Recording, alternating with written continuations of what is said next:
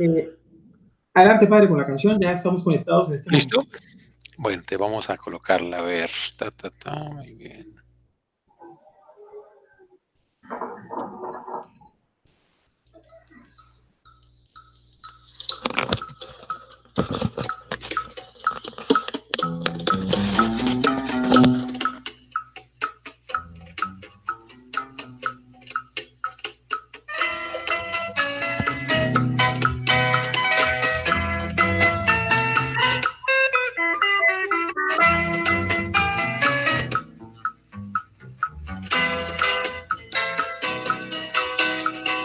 Pedro vive entre sus hermanos, de negra piel, vive como quien muere para nacer, ay, para nacer. Pedro vive entre sus hermanos, de negra piel, vive como quien muere para nacer, ay, para nacer. Fiel hijo de la iglesia, Pedro Claver, tu corazón jesuita, sencillo y fiel, tiene un negro destino como la piel de tus hermanos negros. Pedro Claver.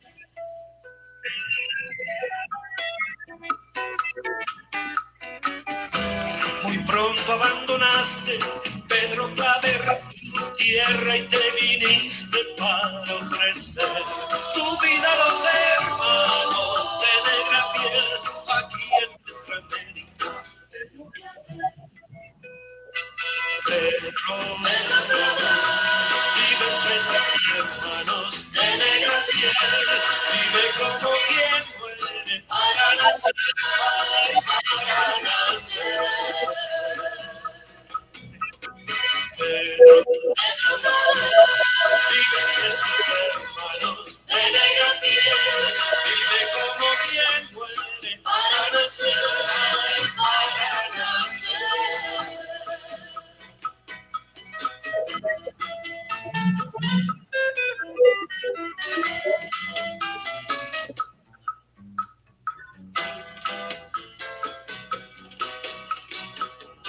La sangre derramada, Pedro Claver, de tus hermanos negros va a florecer. Es sangre de martirio y va a crecer con la fuerza de siglos. Pedro Claver.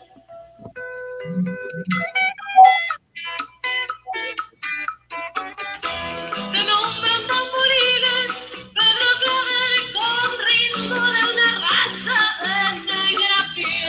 Porque tu amor a Cristo fue un amor fiel, lo amaste entre los pobres. Pedro vive entre sus hermanos de negra piel, vive como quien muere para nacer, para nacer. Pedro vive entre sus hermanos de negra piel, vive como quien muere para nacer, ay, para nacer. Pedro vive entre sus hermanos de negra piel, vive como quien muere para nacer, ay, para nacer.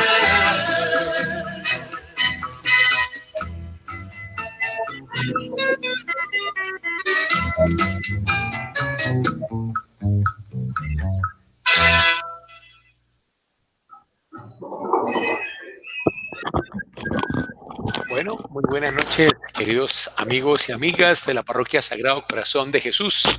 Aquí estamos otra vez en este espacio de reflexión, de formación a nuestra fe, desde lo que la Divina Revelación nos permite conocer a raíz de los estudios serios en crítica bíblica, haciendo uso de lo que los expertos en exégesis nos pueden aportar para un mejor conocimiento de la palabra divina, sabiendo que este estudio que hacemos no es para engolosinarnos tú y yo en conocimientos teóricos, sino sobre todo para conocer más a Jesucristo, amar más a Jesucristo y seguir a Jesucristo en nuestra vida.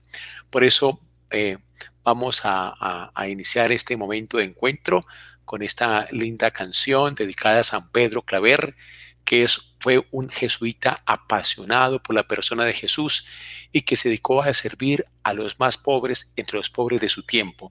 Estamos hablando de los esclavos que llegaban de África en ese momento horroroso de la humanidad, donde el hombre esclavizó al hombre y trajo miles, cientos de miles de esclavos a trabajar como esclavos en estas tierras americanas. Y San Pedro Claver vivió todo su ministerio sacerdotal prácticamente en la ciudad de Cartagena. Allá vivió entre el año de 1615 y el año de 1654, casi 40 años dedicado a los esclavos que llegaban en los barcos negreros de África. Y se habla de que él bautizó cerca de 300,000 esclavos, pero no solo los bautizó, sino fue todo el trabajo humanitario de atención, de cuidado, de sanación, de acompañamiento, de catequesis, de defensa de ellos, de las brutalidades de los amos blancos, de los blancos que los esclavizaban. Es un hombre extraordinario y de hecho la Iglesia lo ha declarado el patrono de los derechos humanos en Colombia, y con motivo de su fiesta, que es el 9 de septiembre, Colombia celebra desde hace ya prácticamente 30 años, más de 30 años, perdón, hace ya 37 años celebra la Semana por la Paz, una semana dedicada a reflexionar sobre su compromiso por los derechos humanos en Colombia, derechos que llevan a un respeto del otro, de la vida del otro, del cuidado del otro, construyendo así lazos de armonía y de paz unos con otros. Por eso hemos comenzado hoy nuestro curso pues con esta canción de San Pedro Claver preciosa, y vamos a encomendarnos al Señor para que San Pedro Claver también siga intercediendo por nosotros. Él, un apasionado por la persona de Jesucristo, que vivió su vida en total entrega por los más pobres de los pobres en su tiempo. También el Señor nos dé a ti y a mí también esa capacidad de poder responder de una manera, yo diría, alegre, pero también comprometida ante los desafíos que tiene hoy nuestro país, que nos lleva realmente a un servicio generoso como Jesús lo hizo en su tiempo por los demás y especialmente los más necesitados. Por eso nos encomendamos al Señor, encomendando su Espíritu y su gracia a nosotros en esta noche. Padre nuestro, que estás en el cielo, santificado sea. Venga a nosotros tu reino, hágase tu voluntad en la tierra como en el cielo. Danos hoy nuestro pan de cada día, perdona nuestras ofensas, como perdonamos a los que nos ofenden, no nos dejes caer en tentación, y líbranos del mal. En nombre del Padre, y del Hijo, y del Espíritu Santo. Amén. Bueno, muy bien. Bueno, mis queridos amigos, nosotros, yo agradezco mucho cuando ustedes envían preguntas y yo las trato de tener en cuenta en nuestros comentarios o en las clases que tenemos o el curso que sigue a la semana siguiente. Y ahorita me decía una de ustedes que hace unas 3 semanas, pues yo les invité a que leyéramos con cuidado Mateo 5 y que luego lo podríamos después comentar. Y sí, y me acuerdo cuando les puse yo esa sugerencia, era para que ustedes vieran cómo en Mateo se nos va presentando Jesús como alguien que él mismo va mostrando una autoridad distinta y él mismo va reinterpretando lo que era la tradición de Moisés, lo cual causó en su tiempo entre sus coetáneos pues una profunda animadversión, porque ellos dirían, ¿quién es este que se abroga una autoridad por la cual él va dejando a un lado lo que Moisés dice para él decir, esto es lo que yo digo? Era la invitación que le hacía mirar en los capítulos 5, 6 y 7 de Mateo, especialmente cuando Jesús dice, se dijo, o los antiguos, o Moisés dijo, pero yo digo esto. Es lo que aparece allí y es toda una nueva interpretación que presenta Jesús desde la experiencia inmediata que tiene él con Dios Padre en su acción creadora. Pero yo quisiera detenernos por lo menos un momento porque esta persona nos decía o me decía, oiga, el capítulo 5 de Mateo con las bienaventuranzas, que valdría una muy breve explicación desde lo que hemos ido analizando en estas semanas con la persona de Jesús. Y sí, y es verdad, porque cuando tú y yo miramos las bienaventuranzas, estamos mirando lo que llamaríamos el núcleo, el corazón de lo que es nuestra vida en Cristo, el núcleo o el corazón. Así como para el Antiguo Testamento y para Moisés, los que son judíos, el núcleo estaría en los decálogos de las leyes, los 10 mandamientos, para nosotros las bienaventuranzas vienen a ser el núcleo de nuestro seguimiento en Jesús. Qué importante eso, porque ocurre que a veces tú y yo nos referimos muy fácilmente a los 10 mandamientos para revisar nuestra vida, pero poco vamos a la misma persona de Jesús, que es la norma. Él como vida es la norma para nosotros, con la cual tú y yo estamos llamados siempre a examinarnos y a cotejarnos. Ya no es tanto el decálogo es un punto de partida, pero en Jesús encontramos realmente lo que estamos llamados tú y yo a vivir intensamente. Y las bienaventuranzas es lo que la comunidad cristiana apostólica va entendiendo en la misma vida de Jesús. Y claro, en Mateo 5 tenemos nosotros el texto de las bienaventuranzas en la versión de Mateo, pero encontramos en Lucas, en el capítulo 6, otra versión de las bienaventuranzas. Y aunque Lucas se escribe después de Mateo, recordemos que Mateo se escribe en el año 80 después de Cristo y Lucas se escribe en el año 90 después de Cristo, y aunque Lucas escribió 10 años después de Mateo, curiosamente la tradición que recoge Lucas y en lo que él redacta en el capítulo 6 como bienaventuranzas es más antigua que la tradición que tiene Mateo en el capítulo 5. Y aquí, como lo que hemos explicado nosotros, lo que hacen los autores sagrados es retomar o tomar, ¿no?, tradiciones que le llegan a ellos, que han sido comunicadas de generación en generación, dada la relevancia que la persona de Jesús ya tiene en medio de la comunidad apostólica. Entonces, para ver bien lo que nos dice Mateo en el capítulo 5 de las bienaventuranzas, vale la pena irnos a la versión que nos trae Lucas en el capítulo 6, donde también nos presenta las bienaventuranzas. Y hay un primer hecho que llama la atención. Si tú miras lo que nos presenta Mateo acerca de las bienaventuranzas, tú vas a encontrar que Mateo nos presenta 8 bienaventuranzas. 8, si ustedes las miran bien en Mateo. Hablo del capítulo 5 de Mateo, entre el versículo 3 y el versículo 10, nos presenta 8 bienaventuranzas, ¿no? Y si vamos nosotros a Lucas, y les dejo eso para que ustedes lo miren por su propia cuenta, en el capítulo 6, Lucas apenas nos presenta prácticamente 4 bienaventuranzas. Lucas, 4 bienaventuranzas. En el capítulo 6, versículos 20 al 22. Entonces, ¿qué nos está diciendo esto? Que la versión de Lucas, que es más corta, comparada con la de Mateo, que es más larga, nos da pie. Eso es lo que dicen los exégetas en estos casos de estudio bíblico.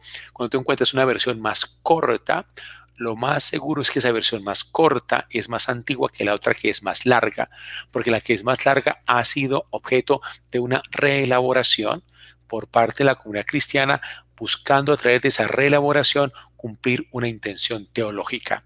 No se nos olvide eso. Entonces, Lucas es más corto, lo cual al parecer es más antigua que la de Mateo. Y vean ustedes cómo plantea bellamente Lucas en ese texto que posiblemente, como es más antiguo, es más fiel a lo que en su momento pudo Jesús decir y que los apóstoles en su momento lograron captar posteriormente, cuando Jesús ya es muy relevante en la comunidad debido a la experiencia que ellos tienen de él en su muerte y resurrección. Veamos nosotros cómo lo dice Lucas. Dice acá: dichosos ustedes los pobres, pues de ustedes es el reino de Dios. Dichosos ustedes los que ahora tienen hambre, pues quedarán satisfechos. Dichosos ustedes los que ahora lloran, porque después reirán. Y dichos ustedes cuando la gente los odie, cuando los expulsen, cuando los insulten y cuando desprecien su nombre como cosa mala por causa del Hijo del Hombre. Vea, está hablando de 4 situaciones humanas bien difíciles. Está hablando de la pobreza, está hablando del hambre, está hablando de los que lloran, está hablando de los que son odiados, expulsados, insultados y despreciados, o los que son rechazados. 4 experiencias humanas muy dramáticas: la pobreza, el hambre, el sufrimiento y el rechazo o el desprecio o la persecución. Entonces, ¿qué es lo que está diciendo Jesús con esto cuando dice que dichosos los que vivan estas experiencias humanas? Es que la mirada de Dios, que la mirada privilegiada de Dios en Jesús es hacia estas situaciones humanas de sufrimiento especial. Lo que está diciendo acá no es tanto que qué bien aquel que sufre, o qué bien que pasa hambre, o qué bien aquel que es despreciado. No, lo que está diciendo es que la mirada de Dios privilegia a aquellas personas que sufren. Y nosotros hemos meditado, cuando hablamos de la acción creadora de Dios, cómo esa acción creadora de Dios en Jesús, reino de Dios en Jesús, plena soberanía de Dios en él, lo lleva a salir al encuentro del otro, y especialmente aquel otro que la religión judía de su momento había despreciado, habían dejado a un lado en aras de cumplir toda la pureza ritual que les permitiese en esa pureza ritual, en esa pureza legal, ser merecedores de que llegara la monarquía en la cual se daría, según ellos, la salvación como la esperaban. ¿No? Eso lo hemos explicado bastante estas semanas, no quiero retomar el tema, pero vean cómo Jesús opta por aquellos que el judaísmo de su tiempo había dejado a un lado: al hambriento, al pobre, al que sufre, al que es expulsado, rechazado, discriminado, criticado. Eso es lo que hace Jesús. Entonces Jesús lo que hace es extender la mano, sacar la mano, que es la mano de Dios misma. Él, responsabilizándose por Dios en él, quien lo invita a salir de esa infunción del otro, los acoge y los hace el centro de su mirada, de su gesto, de su presencia, de su amor. Entonces aquí tenemos nosotros la apuesta esencial de Jesús por aquel que sufre. Y si vamos nosotros a Mateo, vamos a encontrar esto en su espíritu más genuino, porque está hablando de una manera más ampliada en Mateo, pero el espíritu es igual. Es una mirada privilegiada hacia aquel que necesita, aquel que pasa necesidad, aquel que está pasando un momento difícil. Es hacia aquel a quien Dios está obligándonos y llevándonos a colocar nuestra mirada rica en misericordia. Entonces, con esta indicación, pues yo lo dejo para que usted después, con calma, por su cuenta, esa es la tarea nuestra, de seguir entonces ahondando desde la oración, obviamente, esta experiencia rica en la revelación, como Lucas capítulo 6, versículo 20 y siguientes, que son 4 versículos prácticamente, y vean ustedes lo de Mateo, y van a ver ustedes cómo lo de Mateo retoma lo de Lucas, porque lo de Mateo incluye lo de Lucas, pero le agrega otras 4 más. Ahí también hay una intención teológica para que la comunidad cristiana, viviendo la resurrección de Cristo, amplíe realmente aún más su horizonte en compromiso hacia Dios nuestro Señor. Bueno, entonces después de este pequeño paréntesis para ahondar un poco el tema de las bienaventuranzas, pues vamos a continuar pues con nuestra reflexión. Habíamos dicho la vez pasada, y así terminamos nosotros, de que la muerte no es una parte del anuncio del reino de Dios, o sea, la muerte de Jesús como tal, sino hemos terminado afirmando que la muerte es el anuncio del reino de Dios.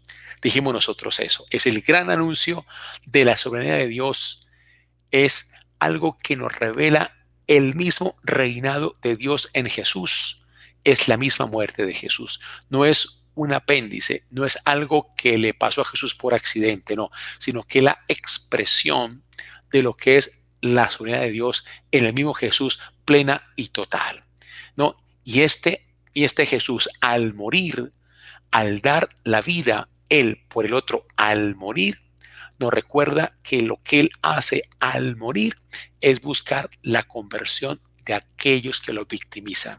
Mira, esto es algo que me parece maravilloso en la revelación cristiana. Por eso cuando Jesús muere en Marcos, acuérdense ustedes, Jesús está ante el centurión, y el centurión es aquel que dice verdaderamente este es el Hijo de Dios. Y Marcos fue el primer evangelio que se escribe, año 70, lo cual va recogiendo una tradición que llega al autor sagrado, captando allí como la misma muerte de Jesús es para salvar al que mató al mismo Jesús. O sea, los que victimizan a Jesús son los primeros objetos de la acción salvadora del Señor. Por lo tanto, ahí donde viene como el tema tan serio, ¿no?, para nosotros, como la mira del perseguido, que es el mismo Jesús, es salvar al perseguidor. Y eso es algo muy propio del cristianismo. O sea, no es hundir al perseguidor, no es destruir al perseguidor, no es eliminar al perseguidor, sino es salvar al perseguidor. Esto tan central que aparece en los evangelios. Por eso ser cristiano es bastante difícil y hay que pedirle a Dios que nos dé esa capacidad de ser cristianos para tener la fuerza de ser cristianos realmente claros. Entonces, la muerte es el gran anuncio de la soberanía de Dios, una muerte que no es aparte de ese anuncio, se muestra hasta dar la vida por el otro. Jesús está en ese dilema: voy a Jerusalén acompaño a mi amigo Lázaro, estoy con él, ejerzo misericordia, pero me van a matar. O me quedo aquí escondido, salvo mi vida, pero no ejerzo misericordia, contraigo todo lo que Dios me está pidiendo a mí vivir. Y eso es decidir obrar en conciencia. Y de allí viene esta frase tan propia de Jesús, que muy probablemente la dijo él poco antes de morir, ¿no? Aquel que busca salvar su vida la pierde, pero aquel que pierde su vida la salva. Y lo ha dicho también en otra parte: nadie ama más que aquel que da la vida por aquellos a quienes él ama. Nadie ama más que aquel que da la vida por aquellos a quienes él ama. Entonces aquí tenemos nosotros como el centro de lo que es el sentido profundo de la muerte de Jesús como salvación. Y según Pablo, en este caso Jesús muerto y crucificado se convierte en el anunciado. El muerto se convierte en el contenido del anuncio, que el muerto que salva al que lo mató se convierte en el anuncio del Nuevo Testamento. Y aquí entramos nosotros pues ya a nuestro último tema en toda esta reflexión que hemos seguido durante esas semanas, y es el anuncio de la iglesia cristiana primitiva. Entonces ya con esto continuamos nosotros. ¿Cuál es ese anuncio de la iglesia cristiana primitiva? Veamos un hecho inicial. ¿Y cuál es? La iglesia no anunció reino de Dios. Ustedes van a decir, ¿cómo? Pues sí, así fue. Ya hemos explicado una y otra vez que Jesús anunció reino de Dios. Y ya explicamos en qué sentido el reino de Dios que Jesús anunció fue el reino de Dios que Jesús anunció. Ya lo explicamos. Ahora ocurre que la iglesia cristiana primitiva no anuncia reino de Dios, no. Ellos anuncian evangelio. Evangelio con E mayúscula. Me perdonan, yo voy tomando aquí agüita mientras hablamos. Evangelio con E mayúscula. Esto es bueno que lo recordemos, porque no estamos hablando de los 4 evangelios canónicos que tenemos en el Nuevo Testamento, ¿no? No, estamos hablando del evangelio con E mayúscula. Eso ya lo hablamos al inicio de nuestro curso, lo vamos a retomar ahora. Evangelio con E mayúscula. Y la pregunta es para nosotros, oiga, ¿qué diferencia entonces hay entre reino de Dios, que fue lo que anunció Jesús, y evangelio, que fue lo que anunció la iglesia cristiana primitiva y la iglesia apostólica? Pues son 2 anuncios diferentes. Pues vamos a ver el contenido de ambos. Vamos a explicar un poco, ya hemos explicado suficientemente lo que es reino de Dios en Jesús. Ahora vamos a explicar lo que es evangelio. El término evangelio es un término griego. Aparece en la literatura griega profana y también aparece en textos del Antiguo Testamento de la versión griega de los años, la versión griega que se llama de los 70. Recordemos que esta versión de los 70, ¿cuál es? Estamos hablando hacia el año 160 antes de Cristo, cuando ya los judíos en ese momento, ya ellos habían ido poco a poco olvidando el hebreo y habían ido aprendiendo la nueva lengua, la lengua griega, fruto del imperio griego que había dominado con Alejandro Magno lo que era en esa parte el norte de África, el Oriente Medio, lo que sería Grecia, lo que sería la Turquía, todo eso era el imperio griego. Y ocurre que la lengua que hablaba el imperio griego pues era el griego, y ocurre que esta lengua se vuelve muy atractiva para los judíos que estaban diseminados por toda esta región que acabo de mencionar, el norte de África, el Oriente Medio, Turquía, lo que sería Grecia, incluso parte de la península itálica, ¿no? Era también parte del dominio griego. De hecho, Nápoles, que está en Italia, Nápoles viene de Neápolis, nueva polis, Neápolis, nueva polis, nueva ciudad, o sea, fue también una colonia griega. Siracusa también fue una colonia griega. Bueno, el punto cuál es, que ya el griego se fue después de la conquista de Alejandro Magno, año 333 en adelante, ¿no? Se fue imponiendo como la lengua de toda esa región, y los judíos poco a poco fueron olvidando el hebreo, y fueron aprendiendo el griego. Llega un momento en que ya no conocían bien el hebreo, y al tomar los textos bíblicos que estaban en hebreo no los entendían. Entonces, ¿qué había que hacer? Traducirlos del hebreo al griego. Eso es lo que se llama la versión de los 70. ¿Y por qué se llama así? Pues dice una leyenda que 70 sabios tradujeron del hebreo al griego lo que se conocía de la palabra divina en ese momento. Estamos hablando básicamente del Pentateuco, de los libros que se llaman históricos, de los libros sapienciales conocidos hasta el momento, sobre todo algunos salmos, y también los libros de los profetas. Eso es lo que ellos van a traducir. Bueno, ocurre que al hacer esta traducción, vamos a encontrar nosotros en el Antiguo Testamento muchos términos o textos que son profanos. ¿Qué quiere decir eso? Que cuando tú y yo miramos el Antiguo Testamento, textos que hacen referencia explícita a Yahvé, o que hacen referencia explícita a Dios, o que hacen referencia explícita a la fe en Yahvé, son textos que llamaríamos teológicos, teológicos que tienen que ver con Dios. Pero vamos a encontrar en el Antiguo Testamento historias donde la referencia inmediata, directa, no es a Yahvé, ni es a Dios, ni a la fe en Yahvé. Esos son textos profanos que aparecen en el Antiguo Testamento. Y la palabra evangelio es una palabra de origen profano. Entonces vamos a explicar un poquito más, pues, qué es lo que quiere decir evangelio en la literatura profana. Y para esto vamos a ver de que tiene un significado muy diferente el término evangelio en ese sentido profano, como aparece en el Antiguo Testamento, al sentido teológico que le va a dar San Pablo en sus cartas. A ver, y para eso es muy bueno que nos ubiquemos un poco en esta escena que era muy común en el Antiguo Testamento, ¿no? Tenemos nosotros dos ejércitos en combate. Cada ejército tiene su general.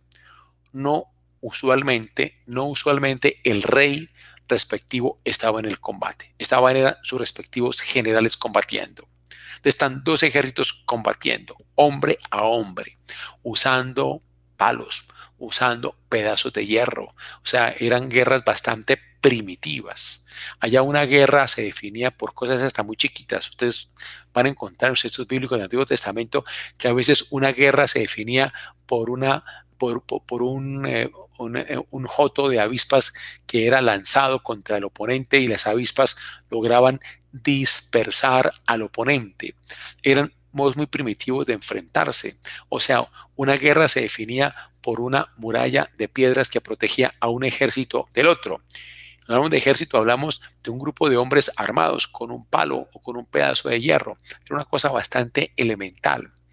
Y cuando uno de los dos ejércitos ganaba la batalla, el ganador, que era el general, mandaba un mensajero al rey a decirle: hemos ganado la batalla. Eso se llamó evangelio. El rey no solía estar en la batalla, era el que recibía por parte del mensajero la noticia en su general: hemos ganado la batalla. Era una buena noticia, hemos ganado la batalla. Eso era el término evangelio en su sentido profano. Nosotros cuando traducimos en la Biblia, el Nuevo Testamento, la palabra evangelio y oímos buena noticia, nosotros realmente no nos damos cuenta que cuando se traduce evangelio por buena noticia, como lo encontramos nosotros en nuestras Biblias, estamos nosotros quedándonos con el sentido profano, que debe decir es un sentido bastante limitado, es muy limitado. Permítanme, es como una comparación, es como si alguien le regalaran una casa magnífica, hermosa y preciosa, y él se quedara contemplando como lo que más le gusta, la teja que cubre el inodoro o la teja que cubre una cañería. Tan linda esa teja, tan linda esa cañería, tan lindo ese inodoro, y no estás mirando toda la amplitud y belleza de la casa. El evangelio en sentido teológico no es una buena noticia. Sí, sí es verdad que sí lo es, pero no es solamente eso, va mucho más allá de ser una noticia.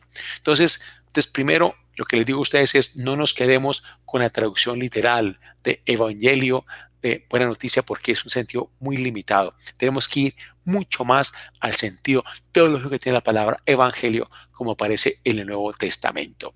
Muy bien, vamos a ver qué quiere decir eso. La palabra evangelio, tal como se usa en el Nuevo Testamento, aparece 72 veces, 72 veces. Y de esas 72 veces, la palabra evangelio está 60 veces en las cartas de Pablo, tanto en las originales de Pablo, que son básicamente 6 cartas, que son 1 y 2 de Corintios, Romanos, Filemón, Gálatas y Primera de Tesalonicenses. Son 6 cartas. Entonces, en ellas, como en las otras cartas que son atribuidas a Pablo, que fueron muy probablemente escritas por discípulos de Pablo, por ejemplo, como Efesios, como Colosenses, por ejemplo, Hebreos, todas esas otras cartas, vamos a encontrar que allí aparecen 60 veces el término evangelio. Las otras 12 veces, ¿dónde están? Pues van a estar sobre todo en los evangelios. Pero recordemos nosotros una cosa, que los evangelios se escriben después de las primeras cartas de Pablo. O sea, Pablo, él va a escribir sus cartas entre el año 51 y el año 66. Va a escribir Pablo sus cartas, no un poquito antes del 66, ¿no? Ya dije cuáles son, la de Romanos, 1, 2 y Corintios, Filemón, Gálatas y Primera Tesalonicenses. Y allí Pablo va a concebir lo que es evangelio. Y luego ese término va a ser utilizado por los evangelistas posteriormente para hablar también de evangelio. Entonces, cuando ustedes vean Marcos, por ejemplo, cuando arranca el evangelio de Marcos, comienza allí hablando que Jesús empieza anunciando el evangelio. O sea, ya habla allí en término preciso de evangelio. Entonces, lo primero que podemos decir es que si aparece 72 veces el término evangelio en el Nuevo Testamento, y de esas 72 veces aparece 60 en las cartas paulinas, sean escritas por él o por sus discípulos, podemos decir nosotros que el término evangelio es eminentemente paulino. Ahora, la pregunta es, ¿fue Pablo quien le dio al término evangelio su contenido teológico? No lo sabemos. Pero si queremos conocer el sentido teológico del término evangelio, hay que buscar qué significa evangelio en las cartas de Pablo. ¿Qué contenido tiene esa palabra en las cartas de Pablo? ¿A qué realidad óntica? ¿A qué en realidad corresponde ese término? Entonces lo que hace es que vamos a mirar, lo que vamos a hacer nosotros es vamos a mirar cómo Pablo usa el término de evangelio en los textos bíblicos para captar cuál es su significado teológico. Bueno, y vamos a mirar un texto que nosotros ya miramos ya hace algunas semanas, que es, si tienen ahí la Biblia en la mano, busquen ustedes Primera Carta a los Corintios, capítulo 15, versículos 1 al 4. Repito, Primera Corintios, capítulo 15, versículo 1 al 4. Vamos a mirar ahí ese texto. Entonces nosotros ya lo estamos nosotros analizando ya en una ocasión anterior y aquí lo estamos retomando. Entonces, 1 Corintios 15, 1, 4. Ya seguro ustedes ya lo están encontrando ya en su Biblia, que está pues en el Nuevo Testamento, en las cartas paulinas. Vean ustedes cómo aparece allí. Yo aquí estoy siguiendo, la edición mejor es la de Jerusalén, pero cualquier versión nos sirve. Y aquí mirando la versión que yo tengo aquí a la mano, esta que yo tengo acá, que es la de Dios habla hoy, que también es bastante buena, vea cómo lo presenta acá. Voy leyendo con ustedes. Ahora, hermanos, quiero que se acuerden del evangelio que les he predicado, del evangelio que les he predicado. Este es el evangelio que ustedes aceptaron y en el cual están firmes. También por medio de este evangelio se salvarán si se mantienen firmes en él, tal como yo se lo anuncié, de lo contrario habrán creído en vano. De aquí ya está hablando San Pablo del evangelio, el evangelio, ¿no? No estamos hablando de los 4 evangelios que todos conocemos, Marcos, Lucas, Mateo, no, del evangelio. Muy bien. Pero todavía Pablo aquí no ha explicado qué es el evangelio, solamente lo está introduciendo, ¿no? Quiero que se acuerden del evangelio que les he predicado, ¿no? Que por medio de este evangelio se salvarán, pero aún no he explicado qué es el evangelio y les invita a que se mantengan firmes en ese evangelio como él lo ha anunciado. Muy bien. Y dice acá, en primer lugar, les he enseñado la misma tradición que yo recibí. Ustedes vean que aquí Pablo está recogiendo una tradición que él recibió, o sea, recuerden que Pablo llegó tarde, recordemos, Pablo aparece cuando ya Jesús ha sido muerto y Jesús ya resucitó. O sea, Pablo no es de los primeros discípulos de Jesús, él llega después, o sea, él recibe una tradición. Bueno, quiero recibir a saber, y ahí donde viene a decir cuál es el evangelio, y aquí está la palabra clave, es que Cristo murió por nuestros pecados, según las Escrituras, que lo sepultaron y que resucitó al tercer día, también según las Escrituras. Entonces, el Evangelio, como aparece en este texto de 1 Corintios 15, está exactamente aquí en el versículo 3 y el versículo 4, que Cristo murió por nuestros pecados y que Cristo resucitó al tercer día, también según las Escrituras. Nosotros esta parte ya la explicamos. ¿Se acuerdan ustedes que la explicamos? Decir que Cristo murió por nuestros pecados, es decir, que Cristo murió para salvarnos. Y cuando dice más adelante que Cristo resucitó al tercer día, ¿se acuerdan que explicamos todo ese término del tercer día, que quiere decir salvación? Según Oseas capítulo 6, versículo 2, está diciendo allí que Cristo resucitó para salvarnos. Es decir, el Evangelio se resume en esta sencilla expresión, explicando lo que tenemos aquí en el versículo 3 y versículo 4 de Corintios, primera carta a Corintios, capítulo 15, versículos 3 y 4, y es que Cristo murió para salvarnos, Cristo resucitó para salvarnos. Sí, eso es lo que ya lo explicamos nosotros. Tercer día quiere decir salvación, ¿no? Lo explicamos nosotros. Cristo murió para salvarnos, Cristo resucitó para salvarnos. Ese es el Evangelio. Ahora, ¿cuál es el punto acá? Cuando tú y yo empezamos a pensar en la vida de Jesús de hace 20 siglos o 21 siglos, pues la gente cree que es un hecho del pasado. La gente cree que Cristo murió y resucitó. La gente cree que el Evangelio es un acontecimiento histórico que pasó hace 21 siglos. Se cree en un hecho histórico, pero ocurre que creer no es esto. ¿Por qué? Porque creer no es un saber. El creer es una opción por Jesucristo. Decir Cristo murió para salvarnos, Cristo resucitó para salvarnos, ¿qué significa? Significa de que la muerte y la resurrección de Jesús son capaces de salvar, en el sentido de que es capaz de transformar una persona. Eso es lo que se está afirmando cuando decimos Cristo murió para salvarnos, Cristo resucitó para salvarnos. Es decir, que Jesús nos transforma. Es capaz de transformar una persona. Y cuando Cristo salva a una persona muriendo y resucitando, quiere decir que Jesús sucede en esa persona con su muerte y con su resurrección. Esto es lo que se llama la vida bautismal. Ese es el bautismo. Vamos a mirar otro texto que nos puede ayudar en este caso. Vamos a buscar Romanos capítulo 6, versículo 1 al 4. Romanos capítulo 6, versículo 1 al 4. Y bueno, ¿y qué vamos a encontrar nosotros allí? Vea pues cómo nos está presentando acá. Sobre todo, vamos a ir nosotros al capítulo 6. Vamos a leerlo completico. 6, 1 al 4. ¿Qué diremos entonces?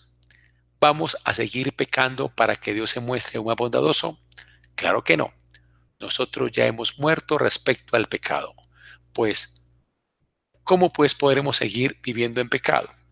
¿No saben ustedes que al quedar unidos a Cristo Jesús en el bautismo, quedamos unidos a su muerte? Pues por el bautismo fuimos sepultados con Cristo y morimos para ser resucitados y vivir una vida nueva, así como Cristo fue resucitado por el glorioso poder del Padre. Vea, aquí estamos nosotros, en ese texto, retomando la anterior confesión. Cristo muere para salvarnos, Cristo resucita para salvarnos, y aquí está asociando el autor sagrado, que es Pablo, en carta a los Romanos, que es autoría de él, que esto está profundamente asociado al bautismo. Al quedar unidos a Cristo Jesús en el bautismo, quedamos unidos a su muerte. Pues por el bautismo fuimos sepultados con Cristo y morimos para ser resucitados y vivir una vida nueva, así como Cristo fue resucitado por el glorioso poder del Padre. Cuando hablamos de bautizar, la palabra bautizar quiere decir bañar, bautizar, y de hecho el rito del bautismo es un rito en el cual al niño se le echa agua, o sea, se le baña con agua, como antiguamente antes de que pasara el bautismo a ser de niños, era adultos, había una inmersión de la persona en el bautismo, era totalmente bañada en agua. Entonces, cuando nosotros hablamos del bautismo, vea cómo lo utiliza aquí tan interesante Pablo cuando habla aquí de que nosotros somos, dice acá, bautizados, dice aquí literalmente, somos bautizados en la muerte del Señor. Que al quedar ustedes, ¿no saben ustedes que al quedar unidos a Cristo Jesús en el bautismo, quedamos unidos a su muerte? O sea, lo que está diciendo es que somos bautizados en la muerte de Jesús. O sea, para Jesús, pero para San Pablo, la muerte es como un líquido, porque si el bautismo es ser bañado, el bautismo es bañarse, la muerte va a ser un líquido porque uno solo puede bañarse en un líquido.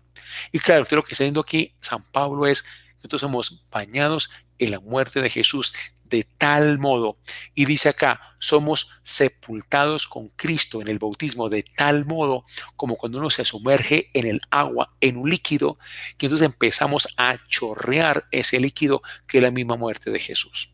O sea, lo que está diciendo acá el autor sagrado, que es Pablo, es que nosotros cuando nos bautizamos, lo que estamos es celebrando ese ser bañados en la muerte de Cristo. Y la muerte de Cristo lo que supone es que tú y yo, chorreando esa muerte de Cristo por todas partes, estamos mostrando la resurrección en Cristo hacia los demás. Por todas las partes vamos todos chorreando la muerte de Cristo. Vamos nosotros mostrando esa muerte de Cristo. Pero andemos un poquito más, a ver eso cómo se ahonda mucho más. Veamos otro texto que es precioso, que está en Segunda Carta a los Corintios, capítulo 4, 7 al 11. Segunda Carta a los Corintios, capítulo 4, versículos 7 al 11. ¿No? Aquí nosotros ya lo hemos contemplado antes, pero sobre todo los invito a que nos detengamos en los versículos 10 y 11 sobre todo. Porque dice acá, donde quiera que vamos, llevamos siempre en su cuerpo la muerte de Jesús, para que también su vida se muestre en nosotros. Pues nosotros mientras vivimos nos vemos expuestos a la muerte por causa de Jesús, para que también su vida se muestre en su cuerpo mortal. Vea, ¿qué está diciendo con eso? Que nosotros participamos de la muerte en Cristo y de la resurrección en Cristo.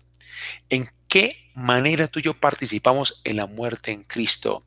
En que nosotros al morir en Cristo, estamos muriendo en Cristo a todo nuestro pecado. ¿Para qué? Para que al estar en Cristo mostremos en nuestra vida esa vida nueva en Dios. Ahora, el punto a que vamos es cuando estamos hablando nosotros de la salvación, de que lo que estamos diciendo acá, estamos diciendo es que la salvación lo que hace es salvarnos a nosotros de nuestro pecado. Y al salvarnos de ese pecado, lo que hace a nosotros es mostrarnos a ti y a mí, hombres y mujeres, como el crucificado. Esto es fascinante, como lo va presentando aquí San Pablo, porque si la muerte no sucede en el cristiano, no sucede nunca. La muerte de Cristo es salvadora si sucede en el cristiano. La resurrección de Cristo es salvadora si sucede en cada uno de nosotros, en ti y en mí. Y luego el hecho al que se refiere en la fe es un hecho que sucede en las personas. Esto es lo que es el Evangelio. Esto es lo que hay que mostrar. Entonces nosotros, a través de nuestra vida en Cristo que nos salva, lo que hacemos es transparentar por todas partes la cruz. Ese es el Evangelio. Entonces el Evangelio no es una historia que nos cuentan, sino que es un acontecer en nuestra vida de la muerte y resurrección de Jesús. Nosotros muriendo en Cristo y bañándonos en esa muerte, chorreando esa muerte de Cristo por todas partes, como si nos bañáramos tú y yo en un líquido, que luego entonces celebramos en el bautismo, es lo que hacemos cuando nos bañamos en el agua del bautismo, para chorrear esa muerte de Cristo. Y al morir en Cristo, morimos a nuestro pecado, para que se muestre en nuestra vida el crucificado, se muestre la cruz como tal. Esa es la resurrección de Cristo en nosotros. Un Cristo resucitado en ti y en mí, lo que hace es mostrar al hombre y a la mujer en cruz. Es decir, totalmente entregado por el otro. Totalmente entregado por el otro. El contenido del Evangelio no lo inventó Pablo. Él lo recibió y lo transmitió. La fe no es Cristo murió y resucitó, sino Cristo al morir y resucitar es capaz de transformar personas. Cristo al morir y resucitar es capaz de transformar tu vida y la mía. O sea, el acento está en el poder salvador de la muerte y resurrección de Jesús. Ese es el Evangelio. ¿Cómo entendió la Iglesia Apostólica que la muerte de Cristo es capaz de transformar personas? ¿Cómo es capaz? Cristo muerto es capaz de transformar personas cuando la muerte de Cristo sucede en las personas. La resurrección de Cristo es capaz de transformar personas cuando esa resurrección sucede en las personas. Esa es la vida bautismal. ¿Qué es el bautismo? El bautismo consiste en que un ser humano realiza en su propia vida la muerte y resurrección de Jesús. ¿Cómo? Eliminando el pecado por la fuerza del resucitado. Es decir, lo que ocurre en un cristiano en este fenómeno es que tú y yo, que somos torcidos por naturaleza, el poder de Cristo en nosotros endereza esa torcedura para que tú y yo podamos, siendo hombres y mujeres sanados de la torcedura, ser hombres y mujeres crucificados. Es decir, hombres y mujeres entregados al bien de los demás. Si nosotros miramos Romanos, es un texto precioso también de Pablo, Romanos capítulo 7, versículo 14. Romanos capítulo 7, versículo 14 en Romanos, ¿no? Aquí tenemos algo que es muy interesante, cómo va entendiendo Pablo el pecado. Sabemos que la ley es espiritual, pero yo soy débil, vendido como esclavo al pecado. O sea, lo que está diciendo acá es que el pecado es un poder, es una fuerza que nos somete, que nos esclaviza. Dice aquí más adelante, no entiendo el resultado de mis acciones, pues no hago lo que quiero y en cambio aquello que odio es precisamente lo que hago. Pero si lo que hago es lo que no quiero hacer, reconozco con ello que la ley es buena. Así que ya no soy yo quien lo hace, sino el pecado que está en mí. Porque yo sé que en mí, es decir, en mi naturaleza débil, no reside el bien. Pues aunque tengo el deseo de hacer lo bueno, no soy capaz de hacerlo. No hago lo bueno que quiero hacer, sino lo malo que no quiero hacer. Ahora bien, si hago lo que no quiero hacer, ya no soy yo quien lo hace, sino el pecado que está en mí. Me doy cuenta que aún queriendo hacer el bien, solamente encuentro el mal a mi alcance. En mi interior me gusta la ley de Dios, pero ve mí algo que se opone a mi capacidad de razonar, es la ley del pecado que está en mí y que me tiene preso. Desdichado de mí, ¿quién me librará del poder de la muerte que está en mi cuerpo? Solamente Dios, a quien doy gracias por medio de nuestro Señor Jesucristo. A ver, entonces, ¿qué es lo que está diciendo aquí San Pablo? Y es que en nosotros tenemos una fuerza, tenemos un poder que nos esclaviza. Ese es el pecado. Y hay otra fuerza en presente en ti y en mí, que es el mismo Dios, que la vida del resucitado, la vida del Espíritu del resucitado, que nos lleva a salir de nosotros mismos hacia el otro. O sea, el pecado en últimas, ¿qué es? De lo cual nos salva Cristo con su muerte en nosotros, es ese querer quedarnos en nosotros mismos, ese querer sentarnos en nuestro propio egoísmo, ese querer sentarnos en nuestra propia codicia, querer tú y yo quedarnos en nuestra propia conveniencia, en nuestro interés, en nuestro propio beneficio. El pecado es toda búsqueda de sí mismo, toda búsqueda de propia satisfacción, de propia comodidad, de propio gusto, de propio interés. Es sentarme sobre mi propio yo. Ese es el pecado. Esa es la fuerza que existe en ti y en mí. Y San Pablo lo define como un poder, y un poder que nos esclaviza. Esa es la torcedura fundamental que meditamos nosotros alguna vez con Mateo 15, versículo 10 y siguientes. Cuando dice Jesús, es de adentro donde sale la iniquidad, la perversión, la mentira, el engaño. Es de adentro, esa torcedura fundamental. Entonces, el hombre, como lo concibe Pablo, lo concibe con dos fuerzas. Con una fuerza interior que lo lleva a sí mismo, que es el pecado. Hay otra fuerza que lo lleva a salir de sí mismo hacia el otro, que es la vida del resucitado o el espíritu del resucitado. ¿Qué es lo que creen los cristianos? Creen que el hombre torcido solo se arregla si el resucitado vive en él. Al vivir en él, el resucitado va tomando fuerza en él, el resucitado, y va eliminando el pecado, es decir, esa búsqueda de sí mismo. El pecado se elimina por inhabitación del resucitado. El mal no se acaba en el hombre, según Pablo, sino a base de evangelio. Y evangelio es el Cristo muerto y resucitado que sucede en el cristiano a base de vida bautismal. Esto es la vida bautismal. Ese es nuestro bautismo que tú y un día recibimos. Uno, tú y yo, sumergido en la muerte del Señor hasta que le chorré muerte del Señor por todos lados para manifestar con eso la vida de Jesús. O sea, el cristiano vivir el resucitado, la cara que muestra es el crucificado.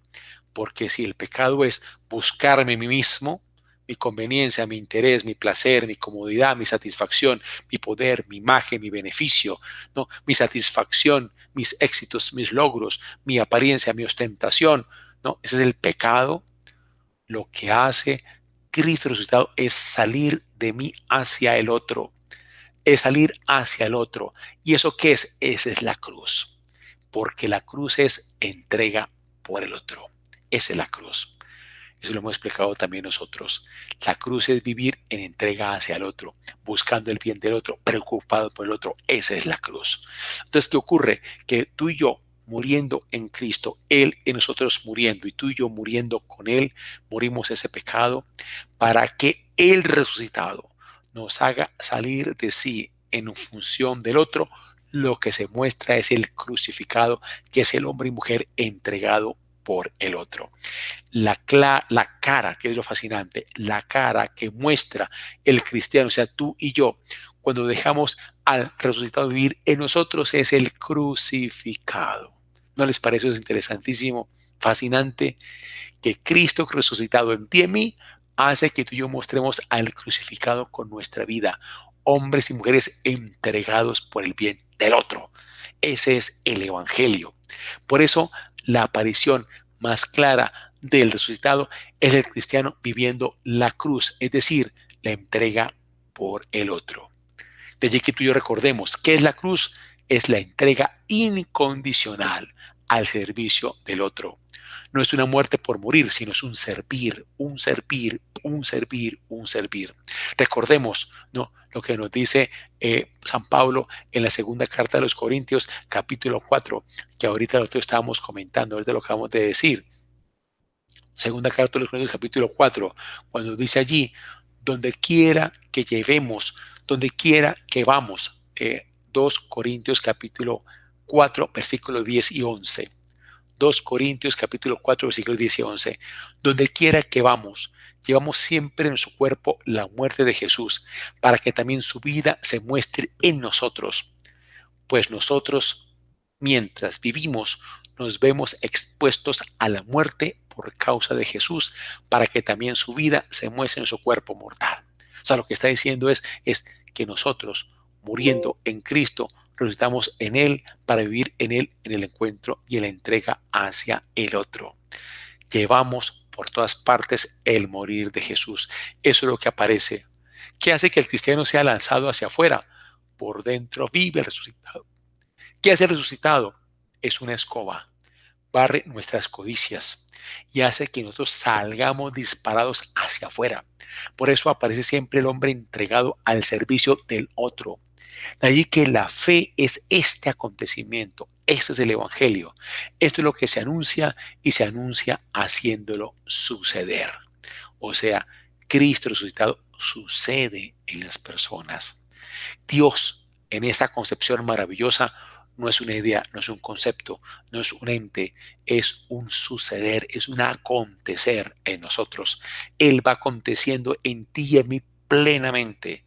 Y es allí donde se muestra lo que es Dios mismo en nuestra vida. Y es lo que hace que Dios también se haga posible también para otros hombres y mujeres.